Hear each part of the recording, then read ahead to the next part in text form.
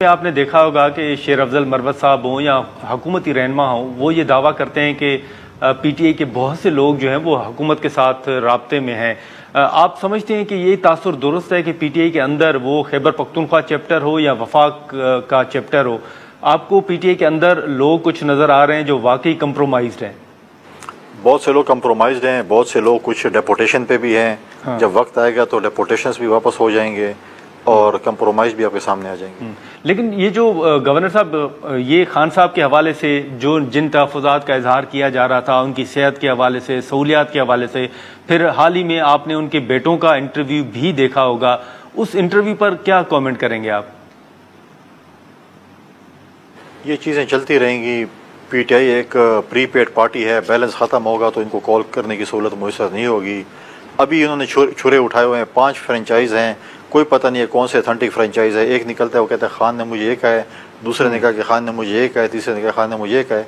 तो इनकी मुख्तलिफ फ्रेंचाइजें चल रही हैं और आपके सामने है। आप भी इस्लामाबाद में बैठे हैं, एक आता है तो उसने कहा कि इसके खिलाफ मुझे कहा है, दूसरे कहा उसके खिलाफ मुझे कहा है। तो खान साहब के भाई ये पॉलिसी है कि इन सबको आपस में लड़ाए रखो ताकि हमेशा मेरे पास ऐसे मुझे जेल में भूल ना जाए। बहुत खुश हैं जो हुकूमत में है खैबर पख्तूनख्वा में कि खान जेल में रहे ताकि हमारे यहाँ पे जो है वो चांदनी चली रहे, हम सूबे को लूटते रहें और ये अंदर ही रहे ताकि हम इस सूबे को अच्छी तरीके से इसका जो है वो जूस निचोड़ लें और चीज़ें जो है हम उसको बोलते। अब देखें यहाँ पर जो है पहले हम कहते थे ये चोर हैं, अब खुद एक दूसरे को कहते हैं। स्पीकर कहते हैं 50 अरब नहीं 700 अरब की करप्शन है। एक कहता है इसने गंदम बेच दी है मिनिस्टर ने, दूसरा कहता है इसने पेंशन खा ली है, दूसरा कहता है तनख्वाहें खा ली हैं, कोई कहता है मशीनरी बेच दी हैं। एक दूसरे पर इल्ज़ाम तो लगा रहे हैं ना, ये खुद आपस में लगे हुए हैं। हाँ। अगर इस मुल्क में किसी को खबर नहीं है तो सिर्फ नैब को खबर नहीं है, जो कि हमेशा पॉलिटिकल विक्टिमाइजेशन करती थी, जो कि हमेशा पार्टियां चेंज लोग से करवाती थी, जो हमेशा इंतजार में होती कि प्ली बारगेन हो, ये जितने पैसे उन्हें खाए इनमें से कुछ रिकवरी कर लें और कमीशन हमें पैसे मिल जाएं और प्ली बारगेन हो जाए। अदरवाइज अगर ये हमारे ऊपर ये इल्ज़ाम होता या PMLN पे होता तो अभी तक कई लोग जेलों में चले गए होते। तो गवर्नर साहब, अब फिर ये जो आप बात कर रहे हैं इससे क्या अखज़ किया जाए? आपको क्या लग रहा है कि अभी भी पाकिस्तान तहरीक इंसाफ के लिए कोई सॉफ्ट कॉर्नर जो है वो रखा जा रहा है? बिल्कुल पीटीआई के लिए सॉफ्ट कॉर्नर जो है, आप मुझे बताएं, जब इतना बड़ा जुलूस आता है और आप अपने चैनल नहीं जा सकते हैं, हाँ। लोग दफातर नहीं जा सकते हैं, स्कूल नहीं जा सकते, मोबाइल सिग्नल बंद होते हैं, हाँ। कंटेनर ज़्यादा शहर होता है और जब हमारी हुकूमत के चीफ मिनिस्टर पहुँचते हैं तो उसी अगले घंटे उनको दामन नेको का रास्ता दिखाया जाता है और उनको एक फुल प्रूफ सिक्योरिटी दी जाती है और उनको प्रोटोकॉल दिया जाता है कि इस रास्ते से आप जाएँ और वापस के भी पहुँच जाएँ। तीसरी दफ़ा पहुँचा नहीं है तो ये किसकी नाअहली की वजह से पहुँचा है? अगर नाअहली नहीं है तो फिर आप समझे कि सॉफ्ट कॉर्नर वाले लोगों की वजह से पहुंचे। अच्छा, अभी हाल ही में जो एक बात पाकिस्तान तहरीक इंसाफ ने की कि स्पीकर के खिलाफ जो वो तहरीक अदम एतमाद लाई जाएगी, हमने देखा कि कल स्पीकर साहब का भी एक बयान सामने आया कि अगर पीटीआई मेरे खिलाफ तहरीक अदम एतमाद लाना चाहती है तो वो अपना शौक पूरा कर ले, लेकिन शायद अपने पीटीआई के लोग जो हैं वो पीटीआई के साथ भी खड़े ना हों। इससे पहले, जैसे मैंने पहले भी आपके सामने ये सवाल रखा कि शेर अफजल मरवत साहब जो हैं वो पीटीआई के, चले अब तो उनको निकाल दिया गया है, लेकिन पहले भी जब वो करीब रहे थे और उसके बाद भी उन्होंने कई दफ़ा ये सवालात उठाए हैं कि पीटीआई के अंदर जो है वो डिवीज़न मौजूद है, लोग जो हैं वो टूट रहे हैं। हुकूमती रहनुमा भी ये दावा कर रहे हैं कि पीटीआई के अंदर कुछ लोग हैं जो टूट चुके हैं, 20 के करीब ये दावा किया जा रहा है। आपको लग रहा है कि वाकई वो MNAs हों या सूबे में जो अराकीन हैं सूबाई असम्बली के या यहाँ पर कौमी असम्बली के अराकीन हैं, क्या पीटीआई के अराकीन वाकई टूट चुके हैं कुछ लोग, या कुछ लोग वाकई वफाकी हुकूमत के साथ राब्तों में हैं? बिल्कुल टूटे फूटे हुए हैं। हाँ। माइंस बिल जो कि हुकूमत वफाक के साथ उन्होंने वादा किया था CM साहब ने कि मैंने ये पास कराना है, यहाँ तक कि 1-1 करोड़ रुपए अपने मेम्बरान को रिश्वत देना चाहते थे फंड्स की, उसमें डेवलपमेंट फंड्स की, उन्होंने उसको ठुकरा के हम बिल पास नहीं करेंगे।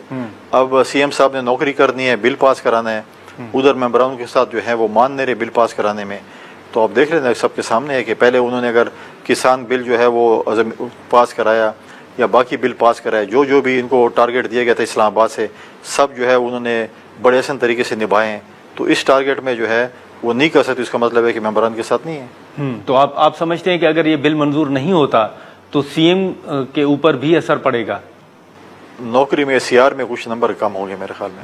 हाँ। लेकिन अब ये जो गवर्नर साहब एक तासुर दिया जा रहा है, हाल ही में जैसे असद कैसर साहब ने और दीगर रहनुमाओं ने मौलाना साहब के साथ मुलाकातें की, उनको तहरीक चलाने के हवाले से कायल करने की कोशिश की गई, मौलाना साहब ने वक्त मांगा था, अब उसके बाद मौलाना साहब ने तो चले एक फैसला कर लिया कि वो पीटीआई के साथ आगे नहीं बढ़ेंगे।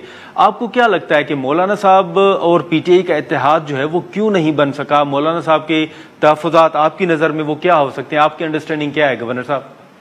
मौलाना साहब बड़े ज़ीरक सियासतदान है, मैं हमेशा आपसे कहता हूँ, और वो चुन चुन के पीटीआई से बदले ले रहे हैं। पीटीआई भी बड़े अपने आप को होशियार समझती है।